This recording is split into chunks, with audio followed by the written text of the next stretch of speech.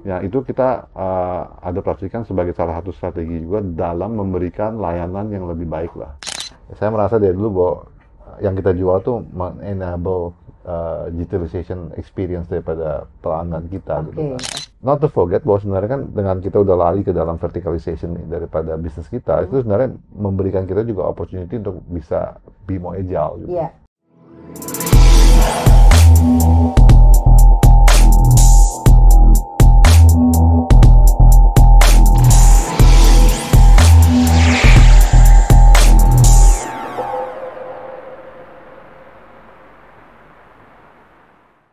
Halo leaders, ketemu lagi dengan saya, Arifa. Kali ini kita ngobrol dengan seseorang yang sudah berkecimpung dalam dunia digital.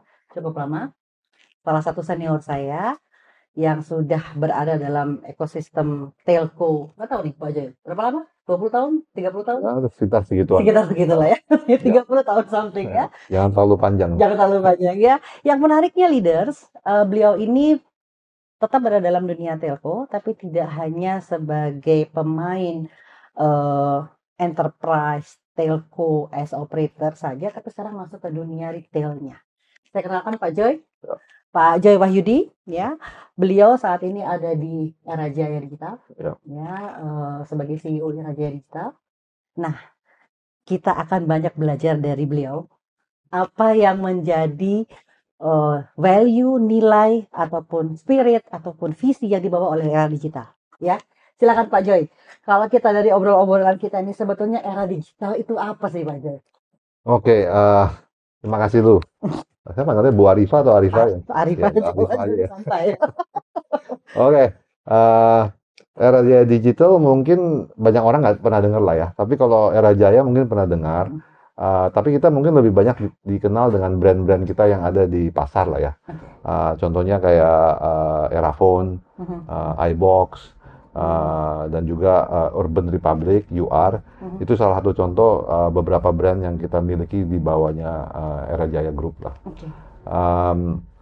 Memang yang Era Jaya Digital ini, mungkin saya naikin ke atas dulu. Era Jaya Group itu sendiri kan sebenarnya satu bisnis group yang memang fokusnya lebih banyak di retail. Oke. Retail industri lah. Memang cikal bakalnya lebih banyak di gadget yang tadi saya sebutkan beberapa nama brand tersebut, tapi belakangan sejak tahun 2020, sejak COVID lah ya, saya juga nggak ngerti kenapa sejak COVID kita malah makin expand, makin lama makin banyak gitu. Jadi mungkin sebelum COVID kita memang sudah ada strategi bahwa memang kita ngelihat bisnis kita itu harus kita ekspansikan, kembangkan ke lini yang bukan hanya bisnis yang udah ada hari ini, tapi juga kita mau lari juga ke yang kita namakan sebagai lifestyle. Oke. Nah, Lifestyle dengan era jaya itu a bit gimana nih koreksinya? ya kalau Kita bicara era jaya digital atau kita bicara lifestyle? Gimana nih Pak Jay? ya dari grup punya visi sebenarnya kita mau jadi leader di dalam lifestyle dengan cara yang lebih smart lah, true Oke, digitalization true kita digitalization. bilang seperti itu kan. Nah, ada dua pilar sih sebenarnya. Satu, line of business kita ekspansikan yang dalam naungan lifestyle. Oke. Makanya kita di tahun 2020 itu kita split Era Jaya Group itu menjadi 4 vertical company yang fokus ke masing-masing vertical yang sifatnya masih lifestyle. Oke. Yang bisnis handphone dan gadget dan semua itu kita namakan Era Jaya Digital.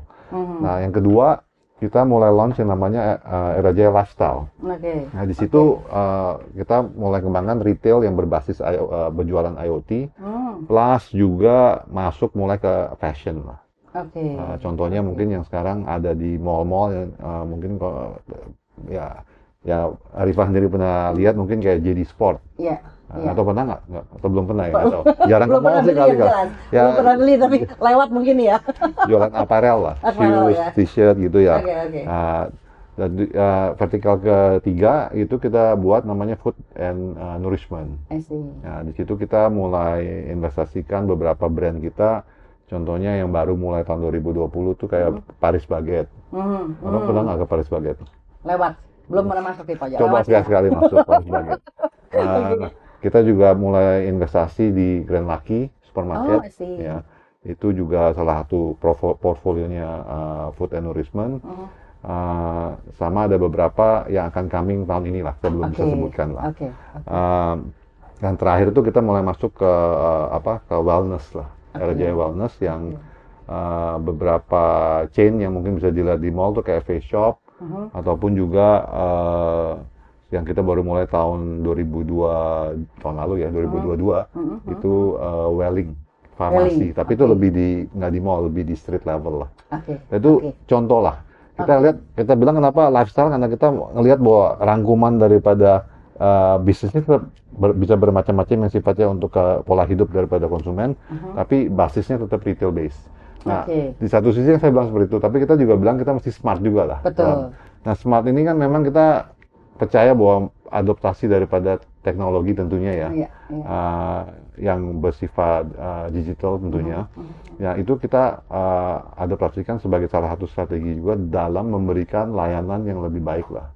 Nah, itu ya kita ya istilahnya knowing your customer lebih baik, jadi bisa melakukan targeted offering yang kita miliki ke mereka, dan juga menerapkan yang konsep sekarang lagi kalau di retail tuh lagi hot kan omni channel. Iya, betul. Ya kan? Iya. Jadi banyak 360 arah ya Pak ya. Jadi mau dari kalau saya sih simpelnya omni channel dalam konsep bahwa online mesti bisa, offline juga mesti bisa. Ya, jadi online to offline ataupun offline to online. Jadi itu semua sebenarnya kan bukan masalah kelihatan supaya canggih, tapi kita ngeliat bahwa memang konsumen makin lama makin mendemand service seperti itu. Tentunya 2 tahun terakhir sejak COVID kan itu men-trigger sebenarnya banyak permintaan secara online. Karena kan toko tutup. Betul, ya kan? betul. Jadi konsumen juga takut pergi ke toko karena COVID. Jadi mereka adaptasi daripada online itu kan meningkat cukup pesat. Nah, itu kita manfaatkan benar dalam bentuk bahwa kita ya istilahnya kita belajar banyak lah di awal COVID itu bahwa memang kalau kita nggak ada kapabilitas itu, kita pasti akan ya mungkin bisa ketinggalan jauh sekali kan. Dan ini bukan soal masalah platform ya, kalau menurut saya ya, tapi juga sebenarnya ngelihat bahwa offline presence kita itu harus dikomplementari dengan online capabilitas, sehingga itu memberikan kemudahan dalam pilihan ke konsumen dalam berbelanja lah. That's disitulah coming in yang disebut sebagai lifestyle smart retailer itu tadi ya. Ya, itu konteksnya lah. Itu konteksnya ya. Jadi kalau saya boleh nangkep Pak Joy, balancing antara online dengan offline mungkin ya menjadi sebuah ekosistem yang mungkin tidak terpisahkan lagi ya, antara online dengan offline ya. Dan tadi Pak Joy juga bilang bagaimana dengan smart itu tadi, true digital gitu ya. Jadi boleh nggak saya bilang bahwa sekarang era mencoba mengoptimalkan whatever teknologi yang dipakai gitu ya, sebetulnya untuk membuat layanan itu jadi lebih smart. Gitu ya, kurang lebihnya begitu ya, Pak Joy ya. Nah, dengan kondisi era menggunakan teknologi supaya dia bisa memberikan offering yang lebih smart, sementara ekosistem juga semakin smart, ya. Tadi Pak Joy sudah bilang demand-nya itu sudah begitu, ekosistemnya. Terus kira-kira aligning-nya gimana ya dengan era yang kemarin, dengan adanya sekarang era digital gitu ya, aligning-nya kira-kira gimana itu, Pak Joy? Ya di dua sisi memang harus kita, itu otomatis sebenarnya menurut saya alignment itu udah terjadi ya, karena konsumen yang meminta kan. Jadi salah satu contoh yang kita lihat sangat berhasil dan kita deploy itu adalah konsep click and pick up gitu. Apa itu? Boleh disebutkan sedikit nggak, Pak Joy? Klik berarti kan dia online. Dia carinya di online. Tapi dia karena nature daripada produk kita itu biasanya konsumen tetap mau lihat barangnya sebelum dia beli. Karena gini Pak, produk kita tuh ya kayak misalnya inilah tablet paling murah berapa? Pasti di atas 1 juta lah ya. Betul. Anggapnya 1 juta, itu nggak tahu merek apa sih kalau 1 juta kan. Orang kalau belanja 1 juta pasti nggak bisa. Ini sih dari apa yang sudah kita lihat ya. Konsumen di Indonesia itu masih belum bisa percayakan 100% itu online. I see. Jadi salah satu service kita tuh kayak you buy online, tapi tetap dia mau lihat barangnya sebelum dia bayar. Gitu. Jadi akhirnya dia book dulu, reserve dulu. Dia datang ke toko untuk ngecek, baru dia ambil. Atau dia mau juga klik and di deliver bisa juga. Tapi kan sebenarnya gini, itu nggak menggunakan platform common yang saya nggak mau sebutkan apalah, platform-platform yang biasa online untuk e-commerce itu kan. Itu harus melewati platform-platform kita sendiri kan. Oh, platformnya Era sendiri, Sendiri. bukan e-commerce yang Ya kalau umum lah. beli di platform umum, yang ngejual kan bisa banyak pemain kan. Betul. Belum tentu itu Era. Bisa aja oke. toko entah di mana dia posted masuk ke situ, namanya juga e-commerce marketplace kan. Betul. Apa jaminannya? Oh, boleh nggak saya simpulkan gini Pak? Jadi salah satu strong value proposition yang diberikan oleh Era dengan mengadoption digital way, gitu ya. Salah satunya adalah trusted ya, karena mengharuskan pakai platformnya Era kan. Ya nggak harus juga sih, Oh, cuman nggak harus ya, harus oke. juga. Karena kita juga available sih di platform-platform I see, umum. I Tapi yang kita lihat tuh kan sebenarnya kan click and pick up itu di platform kita yang eraspace.com itu sebenarnya kan untuk buat konsumen udah tahu bahwa ini pasti Era Phone punya kan, I see. atau Era Jaya punya lah. Yang Iya, notabene iya. pasti lebih, menurut saya sih memang ya bukannya sombong atau apa, tapi memang pasti lebih dipercaya oleh Betul, konsumen betul. saat ini. Betul. Karena kan kita carry hampir semua produk, semua I see, merek, I see, dan I see. memang kita distributor utama. Jadi buat di mata pasar itu memang lebih kredibel lah, ya kan. Dan kita kan bisa jamin kalau ada apa-apa, barang nggak nyala, rusak, kita bisa ini balikan atau apa, ada policy returnnya segala macam, dan warrantinya juga lebih jelas kan. Oke. Nah, menarik Pak Jo. Jadi Era yang sekarang sudah ada dalam lifestyle smart lifestyle retailer. Salah satu yang diadopsi adalah tadi ya click and pick up gitu ya. Kalau kita lihat, berarti kan itu sudah benar-benar masuk ke lifestyle ya. Juga memahami bagaimana our today market, bahwa gimana pun juga Indonesia masih pengen lihat barangnya gitu ya. Itu kan berarti memang dari itu adalah alignment bisnis yang dimiliki Era menjadi bagaimana produknya di pasar ya. Nah, alignment ini kan butuh effort ya Pak Jo ya. Apalagi Era dengan 1.300 toko ya, kalau saya nggak salah ya, dengan 1.300 toko. Itu kan managing dari hulu ke hilirnya sampai barang itu di tangan konsumen gitu ya. Itu kan channelnya banyak banget tuh, gitu ya. Apakah berarti sudah masuk juga ke digitalisasi proses? Oh, ya itu pastilah. Kita udah jalankan juga dalam even mungkin 2-3 tahun terakhir udah dimulai lah ya.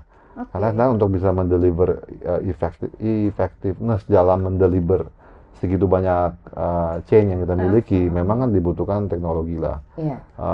Front end itu juga kita udah rubah total. Middle end juga kita udah rubah. Back end juga kita udah rubah juga. Jadi kayak tahun lalu kita implement SAP lah untuk memperkuat kita punya back end kan. Middle end-nya termasuk supply chain, kita juga ada investasi beberapa istilahnya teknologi. Saya nggak mau sebutin apa teknologi, tapi juga ya untuk mengefisiensikan kita punya supply chain.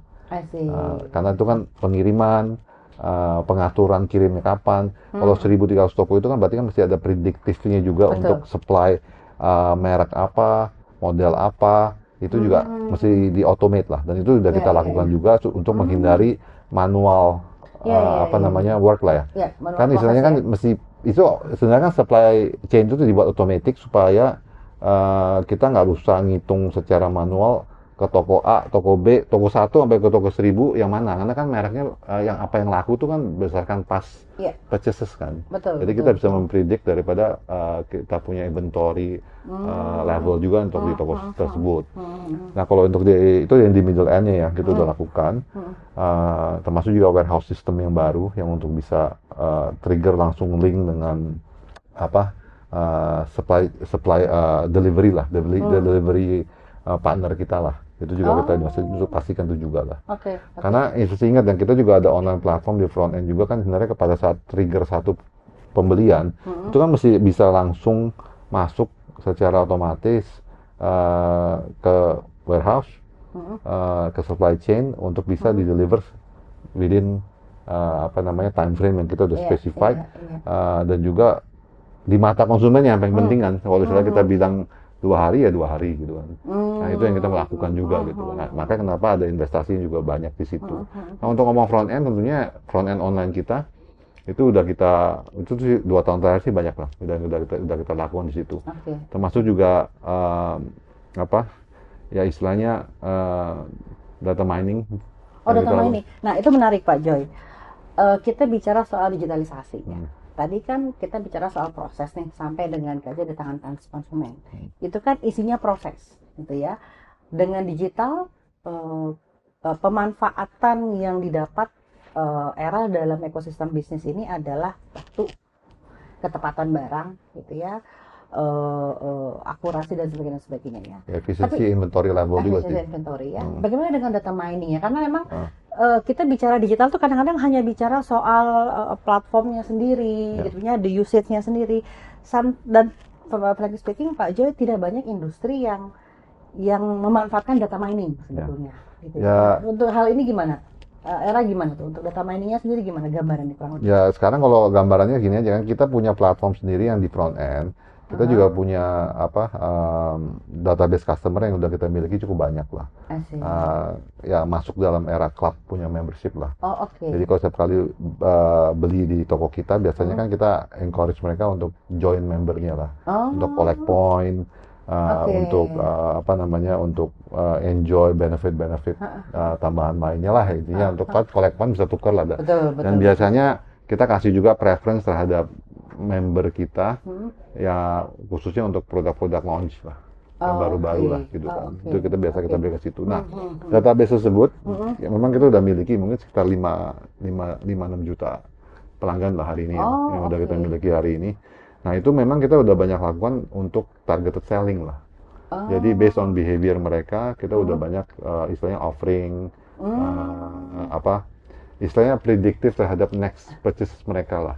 Nah, oke. kita udah investasi cukup banyak lah, predictive tooling apa salah satu yang kita pakai itu kan untuk uh, sales commerce itu kan kita pakai Salesforce ya.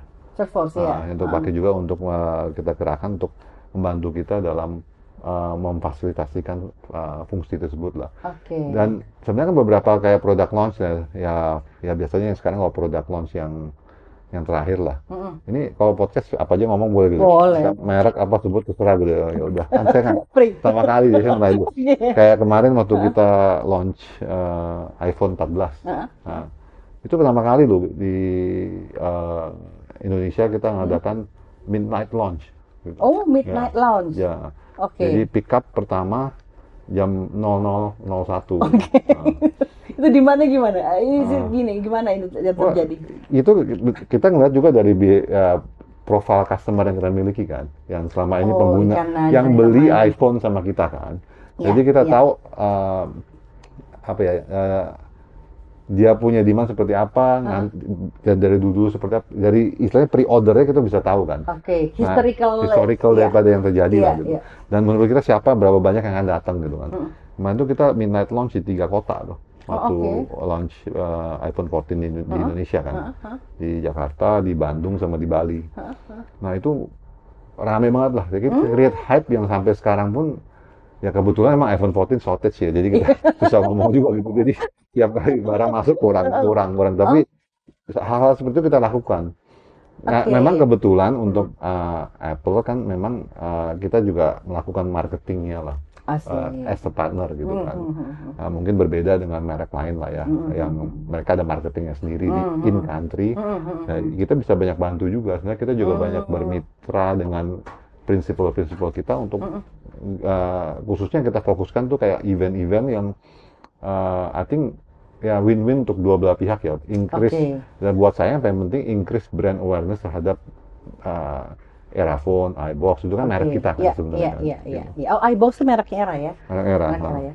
Baik, leaders, menarik nih kita bicara panjang lebar dengan Pak Joy. Apalagi tadi kita bicara soal data mining ya, Pak Joy ya. Ada satu benang merah yang saya sendiri lihat bagaimana sebuah industri retail, ya, industri retail yang menjual gadget, yang menjual peralatan digital, yang menjual device digital. Sekarang masuk ke lifestyle, ya. Apa namanya, kerangkanya kemana Pak Joy? Kerangkanya dari industri gadget yang benar-benar memanfaatkan digitalisasi dari sisi proses sehingga efektifnya dapat, ketepatan waktu itu dapat. Sekarang masuk ke lifestyle, bahkan masuk ke wellness, juga masuk ke food. Nah, ini gimana Pak? pemikirannya gimana? Journey-nya gimana sampai akhirnya larinya ke sana? Ya kalau saya sih kita ngelihatnya sih pada saat di awal memang kan kita ngelihat bahwa bisnis core kita, which is ya gadget, ya, handphone dan CE ini sebenarnya kan kayak alat dasar untuk bagian daripada lifestyle lah menurut saya. Oke. Gitu kan. Apalagi dengan digital ya. Kita ngomong saya merasa dari dulu bahwa yang kita jual tuh enable digitalization experience daripada pelanggan kita gitu kan. Oke. Jadi enabler untuk masuk ke digital style-nya. Ya. Nah, oleh sebab itu kita ngeliat bahwa kita harus kembangkan juga bahwa kita bisa memberikan lebih daripada alat itu, tapi juga bagian daripada hidup mereka gitu. Oke. Makanya tadi di awal saya katakan kenapa kita pertama kali yang kita tuju bahwa kita mesti develop era jaya digital, era jaya lifestyle kita bilang. Kita fokuskan ke IoT produk kita, gitu kan. Smart home, sensor, watch, wearable. Karena itu dimulai dari sini kan. Sebenarnya saya perhatikan dari watch sebenarnya. Karena watch itu langsung lifestyle kan. Lifestyle apa? Langsung sport misalnya kan. Karena selama COVID kita lihat sepeda naik. Betul. Kan? Orang lari, walaupun sekarang saya dengar katanya udah bosen ganti ke tenis, kata saya dengar. Poinnya adalah is from here. Karena orang lebih health conscious, dia mau monitor health segala macam, maka di sini. Kita pegang beberapa merek ya, yang paling ya tentunya Apple kita pegang untuk iWatch, tapi juga Garmin, kita eksklusif juga untuk Garmin.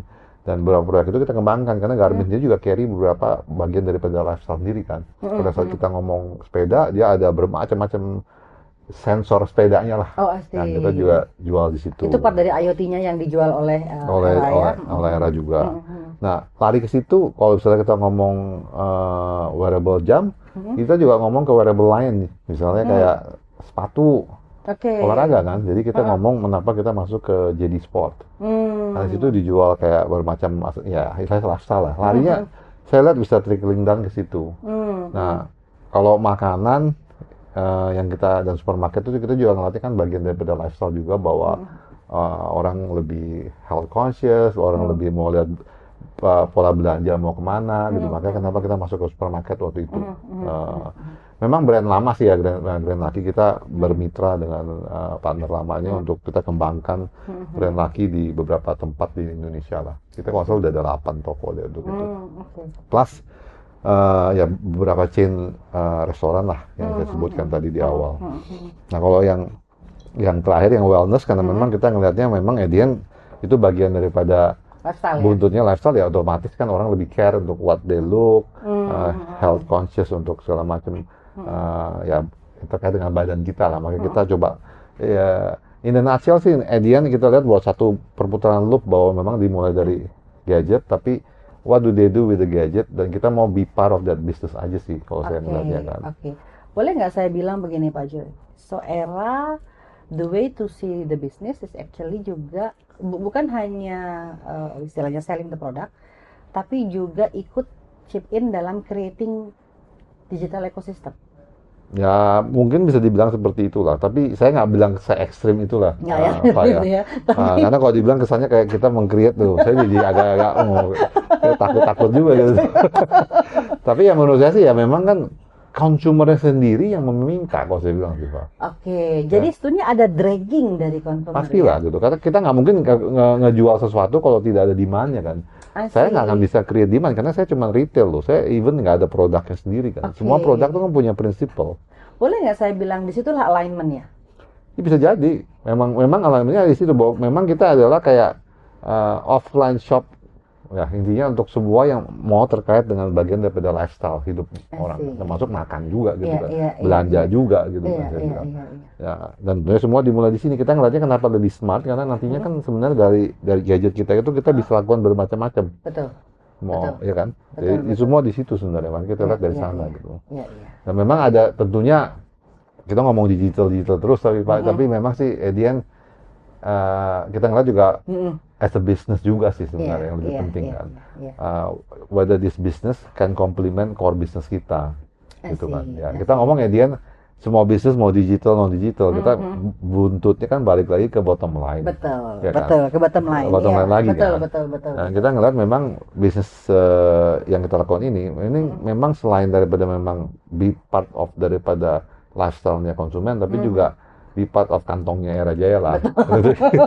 Karena kan Iya, iya, iya, iya. gampang aja lah, bisnis-bisnis yang saya sebutkan tadi itu kan sebenarnya kan secara margin jauh lebih healthy lah. Oke. Kalau di bisnis gadget itu kan kita memang sifatnya lebih high volume lah. Volume ya. Volume Oke. ya. Iya, Ya, jadi iya. margin mungkin nggak akan terlalu tinggi lah. Iya, iya. Jadi rebalancing lah. Iya, Dia kan iya, kita businessman juga. Kita Betul, ngeliat betul. bahwa as a business what makes sense for us gitu kan. Jadi bisa dibilang add-on-nya lah ya. Ya itu mungkin primary-nya dulu. Oh, Mesti gitu ya. ada cuan dulu. Masih ada cuan dulu ya. Bagaimana juga kita masuknya ke bisnis ya. Iya dong, bisnis penting karena itu primary-nya itu. Tapi how we can create any business. Tapi yang paling penting kan bisnis yang kita create itu mesti memang bisa ada kayak kamu bilang kan alignment-nya gitu kan. Saya bilang ya oke, alignment-nya itu lah kita ngeliatnya bahwa bisnis ini itu complementary terhadap bisnis core juga gitu kan. And buntutnya make money lah. Aduh, buntutnya make money. Nah, kalau kita bicara bisnis, Pak, ya kita bicara bisnis, kita bicara make money, kita bicara, saya mengistilahkan gini, ada core bisnisnya Era, tapi ada satellite bisnis. Ya, kalau di sini mainnya volume, kok bisa jadi yang di satellite tidak main volume, karena ada hubungan sama lifestyle, misalnya, gitu ya. Itu kan saya nggak tahu ya. Kalau kita bicara kompetisi gimana Pak Jaya? Karena saya ngeliatnya gini, karena Era Jaya itu sudah satu ekosistem sendiri ya. Jadi kayak tadi ada gadget, ada lifestyle, kemudian ada apa tadi wealth, itu kan soal seperti ada ekosistem yang dibentuk gitu ya. Kita bicara soal kompetisi Pak Jaya. Kompetisi sih ya, kompetisi ya pasti ada lah ya. Sampai mungkin di level kita sih kalau untuk di bisnis gadget sih sebenarnya banyak loh sebenarnya kalau saya lihat sih. Cuman mungkin skalanya nggak seperti kita gitu. Arti kata in regard size lah, volume. Size volume ya. Tapi kalau dalam hal pembentukan ekosistem gimana Pak? Kalau di Indonesia saat ini. Di Indonesia ya, kita bicara market Indonesia ya. Ya menurut saya sih sebenarnya kan kompetisi itu bisa terjadi juga di online sebagai kompetitor kita kan, marketplace itu juga bisa dianggap kan. Mungkin ada satu grup yang memang fokus di fashion ada juga, gitu kan. Jadi tapi saya nggak ngeliat mereka sebagai direct kompetisi juga ya, tapi memang mereka yang lebih di situ kok, gitu kan. Karena bisa jadi itu core-nya mungkin. Ya core mereka di situ gitu kan. Kalau kita kan memang ngeliatnya kan ini complementary yang kita bisa tingkatkan untuk mendukung core business dan juga improve margin misalnya kita untuk balancing lah gitu kan. Nah itu yang Pak Joy yang menarik buat saya secara pribadi ya. Ada satu ekosistem yang dibentuk nih, kompetisi. Sebenarnya ada kompetisi. Contoh tadi Pak Joy bilang lifestyle misalnya, brand whatever namanya gitu ya. Itu kan dia fokusnya di situ, mainnya di situ. Tapi kan kalau Era kita ngeliatnya satu ekosistem. Nah kalau kita bicara kompetisi, kira-kira apa yang dibuat oleh Era sudah menjadi tren nggak di Indonesia? You as a retailer player ya, you as a retailer player masuk di sini, terus punya satelit bisnis, itu menjadi tren nggak sih di market Indonesia di retail ya? Ya mestinya sih iyalah ya. Kalau sekarang kan kalau kayak retailer besar kan. Kalau ditanya apakah Era terbesar secara retail total industri, enggak lah. Kita ada beberapa grup jauh lebih besar retail AM-nya daripada Era hari ini kan. Tapi kan memang fokus bisnis kan bisa beda-beda. Jadi sebenarnya crossing-nya mungkin nggak terlalu kelihatan lah hari ini. Kalau head to head-nya nggak terlalu lihat. Iya. Kalau dibandingkan saya sendiri bisnis di gadget, saingan saya pasti banyak, tapi mungkin size-nya nggak segede Era. Tapi kalau ditotalin ya lebih gede dari Era lah. Era berapa persen sih di seluruh Indonesia? Ya Era kan nggak di semua Indonesia gitu kan. Jadi sebenarnya kita ngeliat pasar Indonesia kan seluruh Indonesia tentunya kan. Ya, seperti itulah. Tapi kalau yang Arifa tadi tanya bahwa apakah ada yang mirip kayak kita ya mungkin nggak ada secara bisnis lain ya, hampir nggak ada. Ya mungkin kalau di yang the closest ya mungkin saya bisa sebut kayak satu grup misalnya kayak MAP misalnya gitu kan. Tapi kan MAP kan memang fokusnya kan memang fashion retail, makanan itu mereka makanannya banyak banget kan dari A sampai Z, fashionnya dari A sampai Z juga. Nggak kita nothing compare ke mereka dari sisi itu kan. Betul. Kalau kita melihatnya secara produk by produk ya. Ya. Tapi kalau kita melihatnya secara ekosistem build, mungkin agak berbeda ya. Ya beda DNA-nya lah menurut saya lah, karena starting point-nya satu di sini kan. I see. Tapi apakah akan nantinya convert jadi satu ya saya nggak tahu. Ya bisa aja, who knows gitu kan. Benar. Karena ini saya hal yang menarik ya Pak Joy, karena tadi dari basic terus punya satellite bisnis, kemudian mendeklar bahwa secara kasar ya Pak Joy, saya lihat value kencangnya itu adalah mencoba masuk ke bagian dari hidup lifestyle gitu ya. Itu kan apakah menjadi satu visi pendek, visi jangka panjang, atau kita lihat situasi gimana tuh Pak Joy? Bisnisnya Era Jaya masalahnya retail. Jadi kalau visi panjangnya sih memang medium dan panjang menurut saya sama, bahwa memang kita harus become the largest lah secara business core dan juga daripada lifestyle punya retailer punya konsep ya. Gitu kan. Ya begedenya di mana tentu kalau saya yakin sih tetap ya nggak ada yang bisa ngalahin core bisnisnya kita terhadap bisnis baru ekspansi kita kan. Jadi sebenarnya visinya ke situ. Plus memang kita mau use technology to become smart lah dalam engagement dengan customer. Karena menurut saya kan kita mesti bisa adapt very quickly terhadap journey yang diminta dari konsumen kan. Customer journey pasti berubah lah. Karena gara-gara COVID langsung berubah. Itu kita harus quick adapt dan kita harus rubah, develop online punya capability overnight lah kasarnya begitu kan. Ya, karena sebelum COVID bisa dibilang mungkin core business Era Jaya kan offline saja gitu. Berapa lama berarti Pak? 2 tahun? 2 tahun? Ya sekarang itu masih in progress, it's not done gitu. Maksudnya we continue doing it gitu kan. Kapabilitas yang kita bangun tuh nggak stop di situ kan. Hari ini kalau cuma bisa click and pick up, itu kan baru basic. Kita udah ada Era Express yang deliver dalam 3 jam gitu kan. Tapi kan ya banyak sekarang functionality yang kita bangun dari menggunakan konsep mungkin kalau Arifah bilang tuh digital kan, digital channel online atau apa gitu kan. Tapi sebenarnya that channel is not competing dengan offline. Saya butuh dua-duanya gitu, makanya karena offline-nya kita pun juga kita masih massively expand tahun ini gitu. Untuk 2 tahun ke depan tuh kita punya target cukup tinggi sekali as part of our vision gitu kan. Nah, kenapa kita masih tetap invest offline sedangkan semua banyak ngomong online? I think offline dan online nggak bisa dipisahkan. Konsumen bisa datang dari offline, bisa datang dari online. Dia datang dari offline, barang saya nggak ada, dia bisa order langsung dari toko secara online kok. Dia bisa ngambil dari mana, bisa dikirim dari toko yang mana gitu.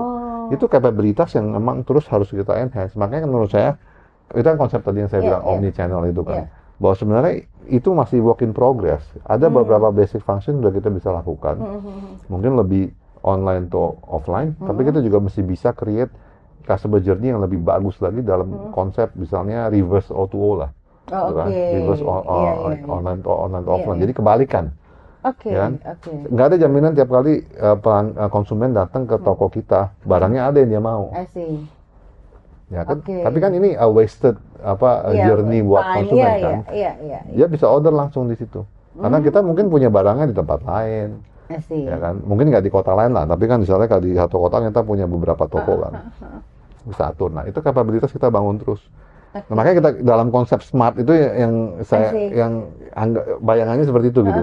Jadi ada 2 prong kan. Satu prong adalah satu sisi bahwa memang kita mau diversified part of daripada lifestyle. Kedua, delivery daripada line of business yang kita miliki harus dengan smart way lah. Ya, adoption daripada teknologi yang membantu sehingga customer journey akan jauh lebih baik. I see. Kalau kita bicara soal journey Pak Joy, ini kan kita bisa bilang pandemi lah contohnya, mungkin salah satu learning curve yang signifikan ya buat banyak industri ya, pandemi. Yang semula tidak berpikir online, sekarang terpaksa harus berpikir online ya. Mungkin salah satunya Era yang akan terlihat ya. Kalau kita lihat journey-nya sendiri, menurut Pak Joy, this is at the beginning, this is in the middle process, or gimana? Ya kalau menurut saya sih kita in the middle lah. Dibilang beginning sekali juga enggak lah, karena udah mulai 2 tahun terakhir. Tapi yang paling penting kan, it will never be at the end-nya gitu. Karena, next-nya pasti kan selalu ada. Jadi kan Betul. agility dan adaptability itu yang harus everything harus bisa cepat lah gitu. Benar, menarik Pak Joni. Sekarang saya leaders ya. Beliau bicara soal agility dan adaptability gitu ya. Itu hal yang menarik Pak, karena agility dan adaptability itu kan bukan hanya di sistem, tapi di human. Yeah. Nah, gimana nih Pak Joni? Coba kita belajar dari era ya, leaders. Bagaimana era dalam 2 tahun mengadopsi produknya ke market dan bahkan delivery produknya ke market dengan agility tadi, bagaimana dengan human nih? Ya, ya kita adapt karena kita mau nggak mau, kalau kan kita nggak bisa tuh, misalnya gitu. Konsepnya benar gitu ya. Tapi memang kalau kita ngomong the biggest asset yang kita miliki sih memang tetap balik lagi ke orang kita lah ya, human kita gitu. Memang kalau dilihat kan memang core bisnisnya era itu kan memang offline, jadi our expertise masih tetap sih offline hari ini. Ya, kita punya mindset masih banyak sih offline masih diakuin hari ini. Tapi memang one of the good thing itu bahwa memang yang kita selalu tanamkan ya ke tim kita gitu, selalu bahwa memang whether you like it or you don't like it, ya you need to change gitu kan. Kalau nggak ya you be left behind kan. Dan memang saya perhatiin dalam 2 tahun ini memang generally sih ya teman-teman kita ya di tim kita ini memang generally sih quite agile lah. Satu modal yang paling utama saya lihat bahwa di era itu very agile. Jadi berubah gitu. Walaupun nggak semua bandwagon pasti ikut ya, karena kan di belakangnya banyak kan. Betul. Tapi yang penting kan leadernya itu harus bisa ngedrive lah menurut saya kan. Dan memang human capital di kita itu memang salah satu yang memang our biggest asset juga sih sebenarnya. Karena bisa dibayangkan berapa banyak sih kita punya, kalau 1000 toko, satu toko itu punya 6 orang lah gitu kan. Ya. Itu kita nggak outsource tuh, Pak. Oh, itu nggak outsource? Kita nggak outsource karena dengan 1.300 toko tuh kita nggak outsource. Kalau dari kalau Arifah pasti tahu lah, banyak kan kalau di previous life kita, kita kan selalu itu semua di outsource gitu. Exactly. Kenapa kita nggak mau outsource? Karena itu yang biggest asset kita. Kalau kita outsource ke orang, gimana kita bisa quality dan sebagainya? Ya, itu kita punya khusus training center, kita punya karena kita orang in and out itu banyak sekali. Kita masih build dan kita bangun toko itu tiap bulan sekarang ini pace-nya sekitar 50-60 toko kita bangun terus gitu. Jadi orang itu penting, karena kalau kita kurang gini, bayangin nih, apa gunanya toko kalau orangnya nggak ada? Benar. Ya kan? Jadi kan sama aja kan. Makanya saya idea tadi our biggest asset is not the product gitu. It's our store and our people yang manage the store. Nah itu ya investasi terbesar itu banyak lagi di situ. Selain daripada buka toko juga tentunya kan, plus sistem segala macam. Tapi kan dari tadi kita ngomongin digital terus kan. Jadi kita nggak pernah sentuh nih soal ini. Nah sekarang memang challenge-nya di era adalah terus me-enhance kapabilitas orang yang udah ada dengan digital mindset.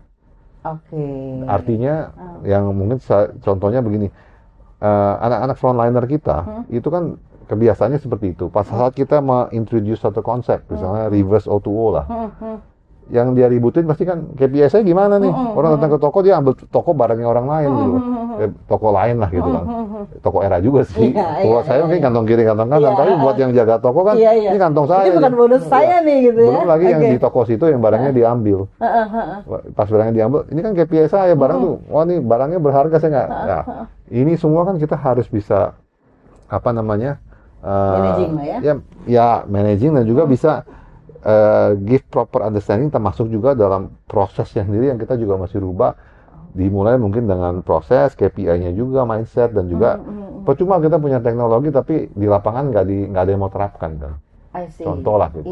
Makanya itu challenge-nya kalau menurut saya sih, memang orang kita udah cukup baik, it's our biggest asset, tapi memang adaptability terhadap bahwa teknologi itu akan mau tidak mau mempengaruhi your way of working itu pasti ada. Dan itu memang challenge sih, saya harus akui. Ya, dan itu yang menurut saya juga di zaman COVID, it very helpful karena itu force mereka untuk mau nggak mau mesti terima part of it kan. Karena kalau nggak mereka nggak bisa jualan. Tokonya tutup. Kita sampai anak-anak itu ya zaman COVID itu sampai mereka maintain database, mereka WA sendiri, mereka deliver sendiri. Saya termasuk yang dapat WA-nya Pak Joy. Baik, leaders, kita lanjut nih bicara soal talent, kita bicara soal resource. Tadi Pak Joy sudah menyampaikan ya, bahwa aset terbesarnya salah satunya adalah resource, dan itu ditanggung sendiri oleh Era, tidak di outsource dan sebagainya gitu ya. Itu hal yang menarik untuk kita yang ada dalam ekosistem bisnis saat ini. Dengan alih-alih kita mau fokus, biasanya sebagian kita outsource-kan gitu ya. Karena kita bisa kebayangkan betapa istilahnya tidak mudah managing sekian banyak toko dengan sekian banyak manusia di dalamnya, gitu ya Pak Jo ya. Ini agak sedikit shifting dari topik digitalnya. Kira-kira Era memandangnya dengan cara apa sih, dengan tips apa sih, dengan sehingga you still on that ekosistem? Karena kebanyakan kan orang-orang sudah di-outsource saja gitu. Nggak bisa ya, karena produk kita itu orang kita itulah beda lah gitu. Kan you don't outsource your core lah. I see. So buat saya sih core-nya emang kita kalau kita ngomong bisnis retail, core kita memang kan di human capital kita, di orang-orang tersebut kan. Growing them itu yang paling penting kan, untuk build standarnya, build pola serving ke customer yang kita mau gitu kan. Dan itu memang kan kalau Riva lihat sekarang global retail ya, yang mungkin yang top-topnya lah di dunia pun juga memang I don't think they will outsource. Walaupun they outsource pun usually juga belong to them juga sih biasanya. Gitu. Kita juga nggak ada langsung, kita juga ada perusahaan yang manage itu within the group. Karena kita retail, we don't have our own product kok sebenarnya. Kita ada store brand, itu aset kita. Plus yang how the store being perceived sama end user itu kan orang yang paling penting lah. Ya kan? Apalagi di store kita itu kan kita juga nggak eksklusif di satu brand, kita carry multi brand kan. Jadi bukan soal tip ya, no choice. Iya. Very clear value-nya tadi ya. Yeah, that is our bread and butter gitu kan. Jadi no way kita akan outsource itu gitu. Oke. Nah, berarti kita bicara soal talent kan Pak Jo. Dengan proses sistem yang sudah didigitalisasi, orang dipaksa harus bisa agile gitu ya. Kita kan sekarang bicara generasi sekarang nih, macam-macam lah sebutannya ya. Generasi rebahan lah, generasi strawberry lah gitu ya, whatever it call lah ya. Gimana Era melihat that's my future ke sana, tapi stok resource yang ada di sini seperti apa, gimana meng-grooming talent, gimana cari talent, gimana supaya ready untuk masuk dalam digital yang efisien dalam proses dan sebagainya, itu gimana Pak? Ya proses menurut saya sih ya proses onboarding penting, proses selection juga sangat penting, dan always have buffer itu selalu juga masih ada. Jadi kita selalu sekitar 120% always overly, karena at any given time selalu ada 20% being trained lah gitu. Karena itu memang udah menjadi, ya menurut saya sih that standard minimum yang you have to maintain, karena what yang nggak bisa disacrifice itu adalah kualitas dalam saat pelayanan di retail kita kan. Because one unhappy customer itu bisa basically apalagi sekarang ya dunia digital gitu kan. Masuk sebentar ke IG aja udah kita pusing gitu kan. Ributnya kemana-mana gitu kan. Atau ada sesuatu apa dari blogger, YouTuber atau apa, wah, you know now lah sekarang. Jadi we try to maintain that kualitas lah. Walaupun memang saya nggak bilang bahwa nggak ada, selalu akan ada lah orang yang something off selalu ada, tapi we will try to minimize that as low as possible, karena kita mau maintain, kita masih maintain kita punya brand value lah di pasar kan, karena brand value kita adalah retail kita, and it's being represented by human gitu kan di situ. Jadi itu yang harus kita jaga terus. Jadi ya yang kita lakukan seperti saya katakan tadi lah, kita always buffer up, kita selalu ada continuous training ke mereka, dan yang mungkin yang paling penting juga, not everyone can go up lah, itu for sure. Turnover di industri pasti tinggi, karena dunia retail tuh, they are very quickly move to, kita udah groom orang, kita tahu bahwa easily 50% of them will move to our kompetitor atau kita nggak bilang kompetitor karena sifat retail itu kan istilah very generic ya. One day you can be selling gadget, the next day you can be selling apapun juga kan, gitu kan. Jadi esensinya adalah sales kan. Dan juga di retail, dan di mall. Dan di mall ya. Sales itu bisa apa kompetisi aja ya. Kita kan ya sebelah toko kita bisa poach aja kan. Jadi yang very high gitu kan, probability. Maka kita jaga di situ. Tapi memang one thing yang we are proud, some of our senior level itu actually come from the aero level yang udah they move up lah. Kita ada contoh-contoh berapa yang memang yang kita always give reward to the right people lah, yang memang. Jadi memang kita there several kayak head of region kita, ya level VP lah gitu ya, kalau istilahnya mungkin ya tahu itu comes from Aero dulu. Maybe 15 years ago lah kayak gitu. Itu menarik Pak Joy. Kembali lagi kita bicara soal generasi. Correct me if I'm wrong. Banyak industri yang mengatakan bahwa udah gue ngambil yang jadi aja. Bisa aja kan ya. Tapi ini kan masih ada satu lini dalam era yang mau mopuk nih. 15 years, 10 years dan ada eye-nya untuk melihat itu supaya jadi entitled untuk ini. Itu gimana? What do you see that? How do you see that? Ya, I think for certain untuk beberapa posisi senior pun memang itu logikanya sih bisa ya menurut saya ya. Terutama di operation ya. Karena kan memang kan what we need is really people who knows everything from the bottom kan. Kalau memang kan nggak semuanya bisa sampai level itu ya. Saya ngomong kalau kita ngomong kayak region head di era kan paling juga cuma 5 region head gitu kan. Jadi kan istilahnya cuma maybe from 5 from kita punya karyawan mungkin harinya ada yang di level itu mungkin ada ribuan gitu kan, nggak semua bisa ke situ. Tapi kita selalu upayakan sebenarnya rupa. Memang untuk beberapa area mau nggak mau kita mesti memang poach dari luar lah. Karena ya, you know when we talk about, for example kayak digital seperti itu, I think ya nggak mungkin karena nggak ada backgroundnya. Jadi kita memang we have to combine our talent dengan new talent yang bring apa namanya new nuance lah ya di dalam Mera Jaya sendiri lah gitu. Nah kalau kita lihat frankly speaking, saya ada dalam industri yang sepertinya lebih banyak begitu sekarang Mbak Jo. Cari yang di luar yang udah matang, yang udah ready. Ya, leaders, karena ternyata walaupun kita bicara dalam digital, kita bicara dengan proses, dengan digitalisasi dan sebagainya, dari pembicaraan kita dengan Pak Joy, ternyata aset human itu satu yang signifikan, terutama dalam industri yang dijalankan oleh Pak Joy.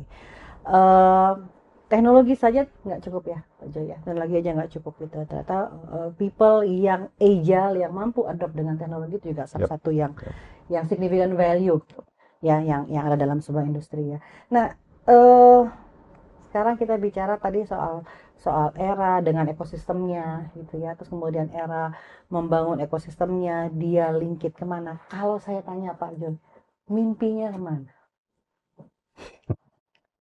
Ya mimpinya tentu ya kita udah ulang berkali-kali ya. Yang kita maukan as a group is really to become the leader di dalam konsep lifestyle bisnisnya. Dan we want to deliver it in a smart way lah. Saya ulang lagi karena memang mimpinya ke situ. And we're not there yet lah. Honestly, we are still far from there. We are in the journey to get there lah gitu kan. In the journey to get there, dan memang we continue to maintain semua pilar-pilar yang kritikal buat bisnis kita yang udah kita bicarakan panjang lebar hari ini untuk terus difokuskan sehingga kita bisa mencapai di situ eventually lah menurut saya ya. Kalau kita bicara journey Pak Joy, tadi kan Pak Joy bilang kan ini in the middle lah ya, karena digitalisasi kan sudah mulai dari 2 tahun yang lalu gitu ya. Menurut Pak Joy yang ada dalam dunia retail dengan ekosistem kita yang ada sekarang, ekosistem market Indonesia lah ya, kemudian ada pembicaraan krisis 2023 gitu misalnya ya. Era sendiri punya antisipasi apa terhadap itu? Kira-kira apa nih yang menjadi salah satu yang perlu difokuskan di era gitu misalnya, atau ya kalau saat ini sih memang dari banyak yang memang kita banyak dengar sih dari banyak banker juga, analis yang bilang bahwa memang tahun ini ya katanya agak unpredictable. Tapi menurut saya juga every year juga very unpredictable kok. Yang pasti menurut saya sih saat ini kalau untuk di Indonesia sih kita masih cukup confident lah ya. Kita ngelihat tahun ini sih kita masih cukup confident bahwa memang di industri yang kita jalanin seperti ini mungkin akan, walaupun ada gangguan juga gangguannya akan minimal. Tapi let's say worst case terjadi lah gitu ya. Memang yang kita udah perhatikan ya, kayak mungkin 2 tahun yang lalu ya, COVID seperti itu, memang adaptability-nya itu yang kita harus lihat as an organization ya, karena certain things yang kita plan ya memang kita harus bisa rubah kalau memang situasi berubah. Tapi menurut saya yang penting sih memang bahwa memang dalam apapun yang akan terjadi, istilahnya you just still need to go to the same direction aja gitu kan. Bahwa mungkin you get to get there maybe takes another year, 2 years, fine gitu. Tapi kita, I don't think kita akan ngerubah sih secara visi kita ya. Cuman when-nya aja kali ya. Let's say this year not so good for whatever reason, which I doubt sih. I feel still confident sih tahun ini masih, kalau dilihat dari even Januari saat ini ya, kita sih ngeliat sih consumer spending is still very healthy lah. Karena memang kan di Indonesia itu kan di-define daripada consumer spending ya. Dan kita mungkin bersyukur juga, kita kan juga banyak juga industri-industri yang memang masih baik lah, yang ekspor kita juga masih jalan, di migas yang juga di non migas, jadi menurut saya itu akan ngedrive lebih banyak ke consumer confidence lah. Mungkin di beberapa segmen ya ada yang takut-takut, itu sih pasti normal lah gitu ya. Tapi ya at the end saya sih ngelihatnya kalau memang harus pun adapt ya kita akan adapt, kita lihat situasinya lah, sama seperti pada satu kejadian COVID lah ya. Oh kita mesti create ini mendadak ya, kita akan harus gerak cepat lah gitu. Kita misalnya hari ini kita plan expand sekian ratus toko gitu misalnya kan. Kalau misalnya memang demand-nya not there ya kita tinggal slow down aja kan. Ya, tinggal enhance apa yang ada dan be more agile, ngelihat opportunity yang ada gitu kan. Karena di setiap tantangan pasti ada selalu opportunity kan. Tinggal how you lebih jeli lah dalam melihat what to do with this opportunity kan. Gitu. Saya tertarik sama tadi Pak Joy ya, di setiap tantangan tuh pasti ada opportunity gitu ya. Tapi sebuah industri yang quote and quote retail itu kan kita main volume, tadi main toko gitu ya, resource-nya gitu ya. Which is itu tidak main-main juga secara angka gitu ya. Untuk membaca opportunity dan menggerakkan pasukan untuk masuk ke ngambil opportunity yang baru itu kan sesuatu yang gimana Pak Joy ngeliatnya? Apakah dibutuhkan tools untuk itu? Kemudian untuk percepatan gimana Pak Joy?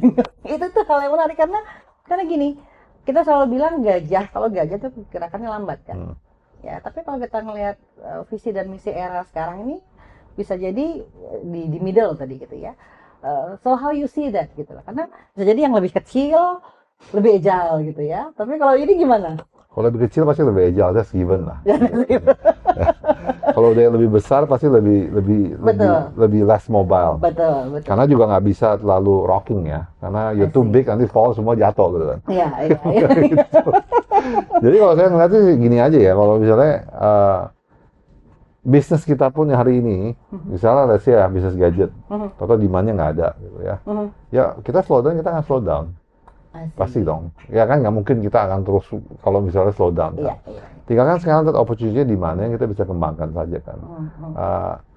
Not to forget bahwa sebenarnya kan dengan kita udah lari ke dalam verticalization daripada bisnis kita, itu sebenarnya memberikan kita juga opportunity untuk bisa be more agile gitu. Secara nggak langsung kan.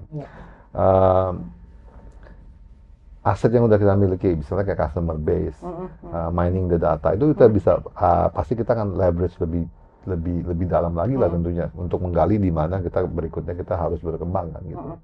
Nah ini semua combination of those things ya. Menurut saya sih buat bisnis segede era yang di core bisnisnya udah cukup besar, memang untuk kita tato kan nggak mungkin gara-gara 1 tahun kita langsung ganti haluan bisnis, nggak mungkin kan. Jadi tinggal istilahnya we adapt. Either we slow or even sometimes to me I firm believer bahwa di dalam suatu yang tadi saya bilang time to invest time to invest di dalam waktu susah itu kadang-kadang lebih efisien. I see. Lesson learned ya Pak ya? Lesson learned dari kondisi yang kemarin ya? Ya banyak kondisi kan gitu. Iya. Where you end up after the crisis it will define you in the future kan. I see. Dan Arifah dan saya kita udah alami banyak di industri lain, di industri yang kita sebelumnya bahwa memang to get where you are today is because you have to also be brave lah ya, kan? Dalam identifying itu juga. Betul. Firm believer bahwa ini nggak akan kemana-mana industri. I don't think demand-nya can slow down. Resesi bisa aja lah, orang mungkin delay their spending. Doesn't mean they don't spend. You have to be ready when they are about to spend kan. Dan menurut saya kalau orang yang terlalu knee jerk reaction gitu ya, oh tutup ganti ini pada saat udah nggak ada, pas udah balik normal lagi. Itu lesson learn yang kita petik dari kemarin ya, Pak.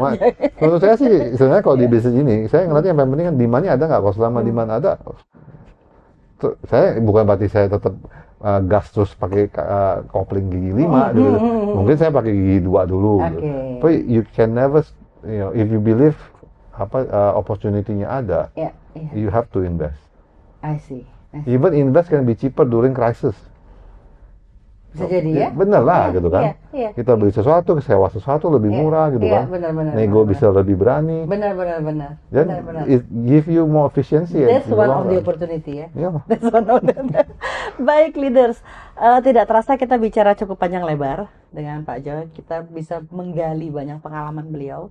Kita bisa melihat kacamata beliau dan bagaimana sebuah era jaya digital ya menapaki bisnisnya, yang bisa menjadi insight buat kita bahwa bisnis retail ini akan bagaimana sih dalam era digital ini. Bisnis retail ini akan berjalan seperti apa. Critical point dalam industri retail yang bergerak dalam digitalisasi itu seperti apa. Terakhir Pak Joy, kalau Pak Joy bisa berbagi insight dengan para audiens, dengan audiens kita di sini, dengan leaders di sini, kira-kira insight-nya apa nih Pak Joy?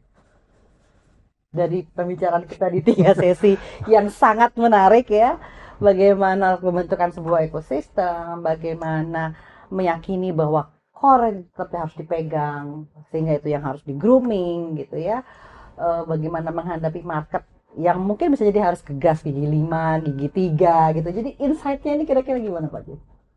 Insight-nya yang saya bilang tadi, dalam setiap resiko ya pasti ada opportunity lah. Kalau menurut saya sih kita semua ya harus ya pandai-pandai menilai itu saja lah ya. Be brave gitu kan, karena business is always matter of cycle aja. Kalau menurut saya ya, ada masa up, ada masa down. Be ready when it's about to go up gitu. Karena when you go up also don't be so proud juga, karena you always gonna go down. Karena bisnis menurut saya sih selalu begini, yang ditarik kan adalah garis panjangnya bahwa it depends where you are at the given time. Kalau pas saat kita pas lagi di bawah, kita feel down. Tapi sebenarnya it's just a matter of going up after that. Kalau you think you are in the right place, right in the right, all businesses, semua bisnis seperti itu lah. Sangat menarik Pak Joy. Nah, dari yang insight tadi, kalau kita korelatekan dengan digitalisasi, gambarannya seperti apa Pak Joy? Apakah digitalisasi itu tetap sebagai tool atau sebagai, karena digitalisasi itu kan tren, digitalisasi itu kan juga tren. Apakah digitalisasi sebagai tools atau digitalisasi adalah sebagai sesuatu yang akhirnya di follow karena dia tren, atau gimana?